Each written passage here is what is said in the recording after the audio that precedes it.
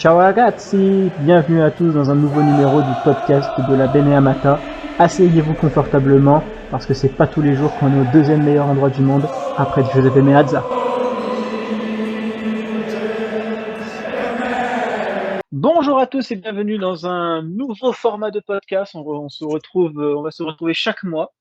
Désormais, chaque fin de mois, on va se retrouver ensemble entre moi et la team Beneamata pour faire du coup ce nouveau format de podcast que vous allez découvrir et que j'espère vous apprécierez, qui se nomme, comme vous avez pu voir sur le titre, le bilan.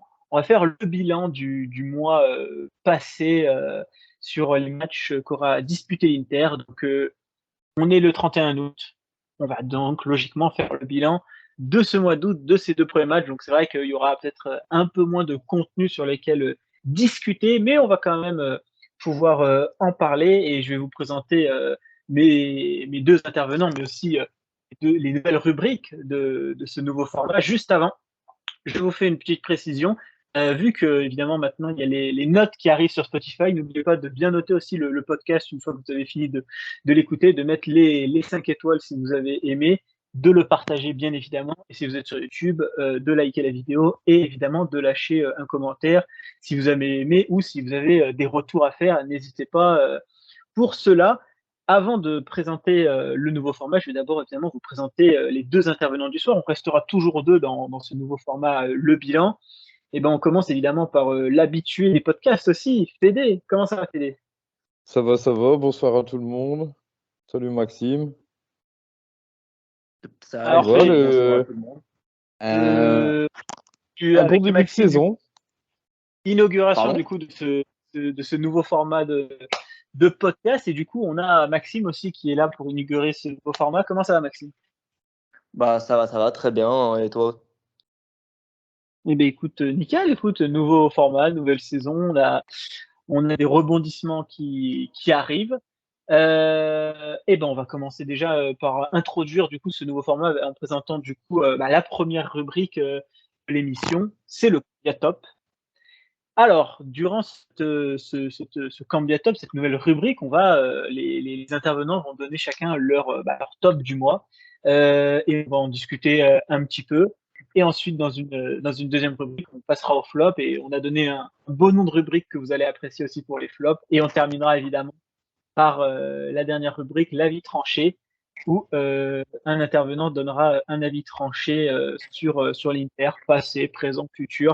Vous découvrirez ça sur le moment. On va commencer du coup, comme j'ai dit, par le Cambia Top. Fédé, quel est ton top du mois? Quel est le joueur top de ce mois d'août? Alors pour août, avec 2 journées, on a joué 2 matchs.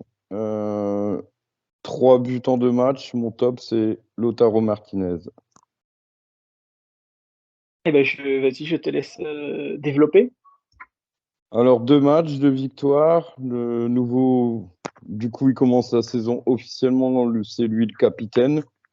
Euh, à part, il nous met un doublé le premier match, il nous le fait gagner. Le deuxième match, il nous met le deuxième but qui nous permet d'avoir un match tranquille, tout en maîtrise, tout ça. Donc, il joue son rôle de capitaine, il joue son rôle d'attaquant. 3 buts en 2 matchs, pour moi, c'est mon top. Pour moi, c'est le même que Fede, hein, c'est Lautaro, hein.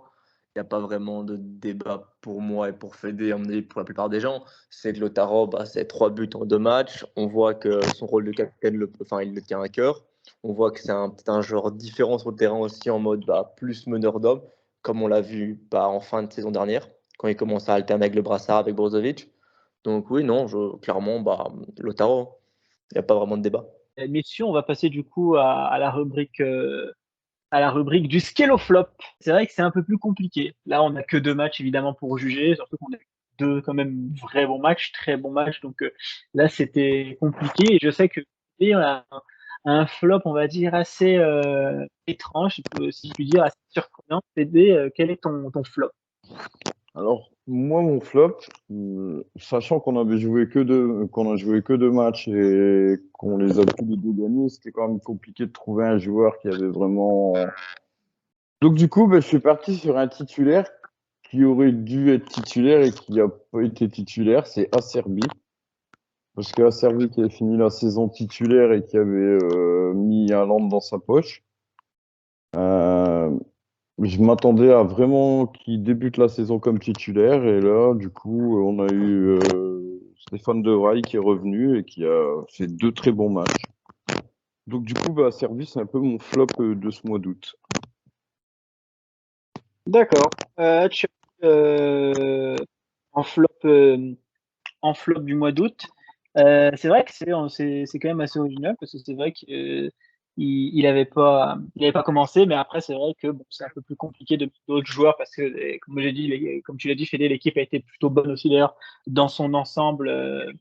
Donc je pense qu'on sera un peu plus complet sur les prochains mois à venir où on aura plusieurs matchs à traiter.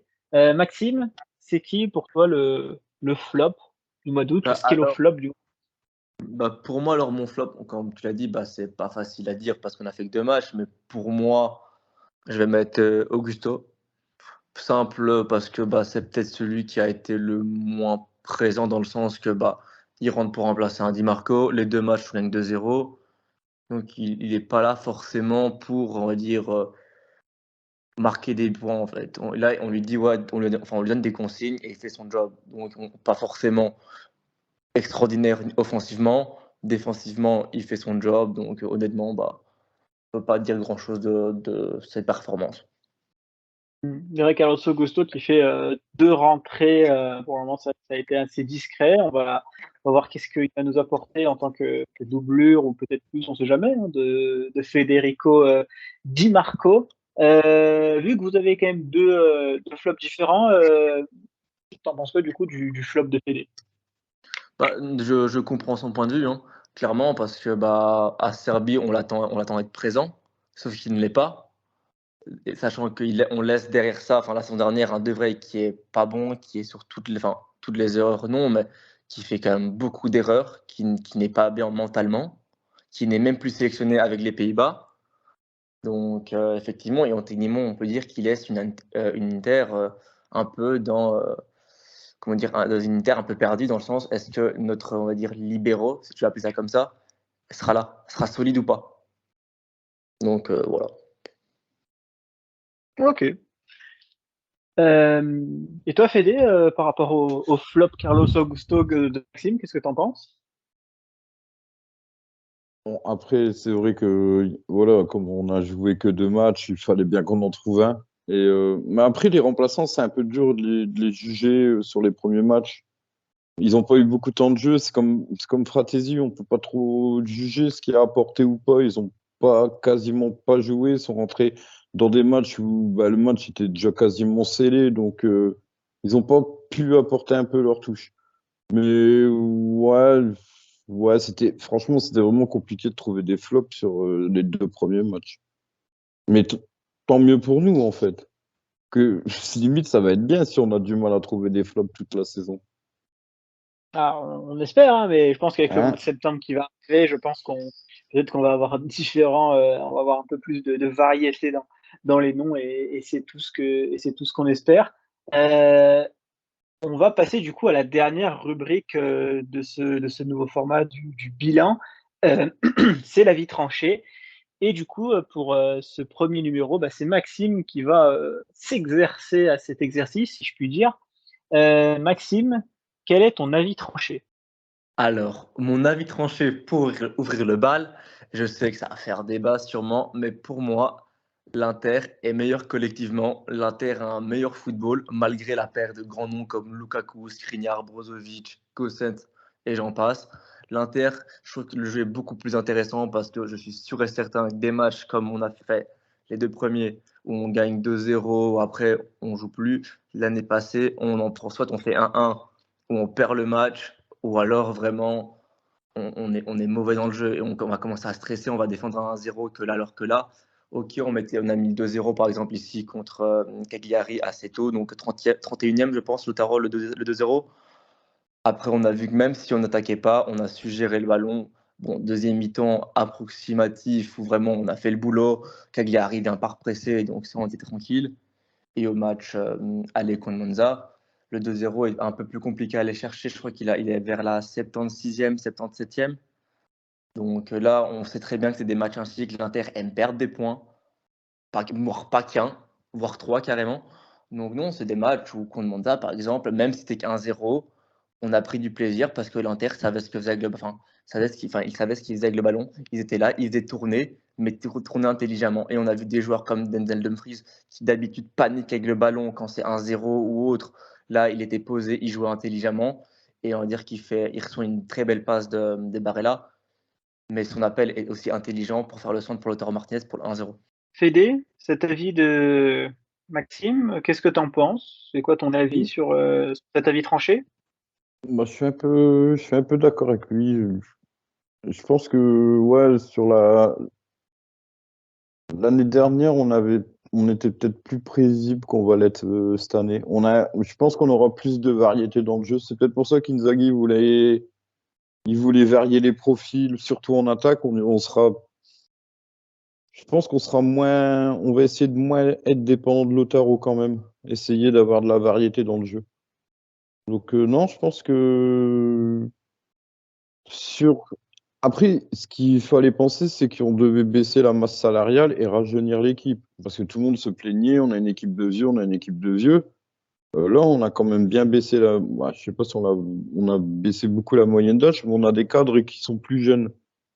Donc, pareil, la masse salariale, elle a baissé. Donc, non, je pense que il fallait passer par là en donnant un coup de jeune à l'équipe. Et je pense que là, à part le cas Aslani où tout le monde se pose un peu de questions, on rajeunit l'équipe. Dzeko plus là, je peux dire Arnautovic a 34 ans, mais par rapport à Dzeko, ça reste quand même un joueur qui a 3-4 ans de moins.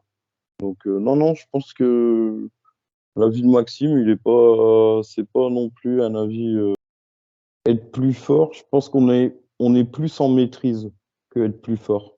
On va moins avoir des moments comme la saison dernière où on jouait, on marquait pas. Là, je pense qu'on a l'air d'être plus clinique. Ok, très bien. Pour ce premier avis tranché, Maxime, bah, tu trouves déjà un écho auprès de Fédé. On va voir si tu vas trouver un écho auprès de nos auditeurs qui auront écouté cet avis. Et justement aussi, cette rubrique de l'avis tranché, ça vous permet notamment pour ceux qui regardent la vidéo sur YouTube de répondre en commentaire. Qu'est-ce que vous pensez de l'avis de Maxime? Est-ce que vous êtes d'accord, pas d'accord? Et d'argumenter en commentaire. Et je vous inquiétez pas, on lira évidemment les commentaires. Et pourquoi pas aussi échanger dans les commentaires. Eh bien, messieurs, je vous remercie du coup pour ce format beaucoup plus court que ce que l'on connaît sur les podcasts de la Bene Amata qui sont, on va dire, un petit peu plus longs. Là, on va garder ce format un peu plus court d'une quinzaine, vingtaine de minutes approximatif pour les prochains épisodes du bilan qui, du coup, arrivera finalement fin septembre après la Serie A et la Ligue des Champions parce qu'elle va reprendre très prochainement. Et n'oubliez pas aussi, ceux qui sont sur Spotify, de mettre les 5 étoiles si vous avez apprécié le podcast, les précédents et les suivants qui vont arriver. Et sur YouTube, évidemment, de liker la vidéo et que ce soit sur YouTube et Spotify, de partager le podcast pour le faire découvrir au plus grand nombre. Merci Maxime, merci Fédé, merci aux auditeurs d'avoir écouté et on se retrouve une prochaine pour un nouveau podcast. Ciao à tous.